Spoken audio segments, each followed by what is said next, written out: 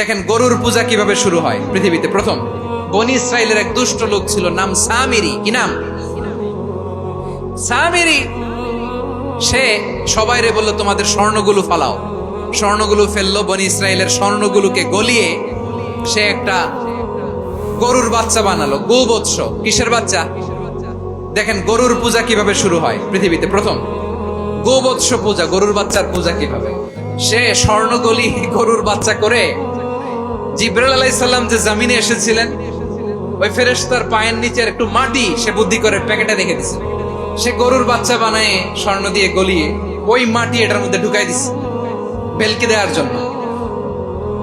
স্বর্ণ দিয়ে বানানো গোবৎস গরুর বাচ্চার গায়ে যখন সেই মাটি ছুঁড়ে দেয়া হলো, এখন বাছুরের ভেতর থেকে ভ্যাঁ ভ্যাঁ আওয়াজ আসতেছে। কি আসতেছে? সবাই তো অবাক। সামিরি বলে, আরে তোমরা যে 70 জন দিয়ে মুসা আলাইহিস সালামরে পাঠাইছো ওইদিকে, এত ঘুরতেছে, আল্লাহরে খুঁজে পায় না, আল্লাহ তো এটার ভিতরে ঢুকছে। নাউজুবিল্লাহ বলবেন না? তোমরা যে 70 জন দিয়ে পাঠাইলা, 70 জন নিয়ে মুসা আলাইহিস সালাম খালি ঘুরতেছে, আল্লাহরে পায় না। পাবে কেমনে? আল্লাহ তো নাউজুবিল্লাহ এটার ভিতরে। সেজদা দাও। এই সেজদা দিয়ে গেল। আল্লাহর নবী হারুন আলাইহিস সালাম বললেন, খবরদার, এটা সুস্পষ্ট শিরক।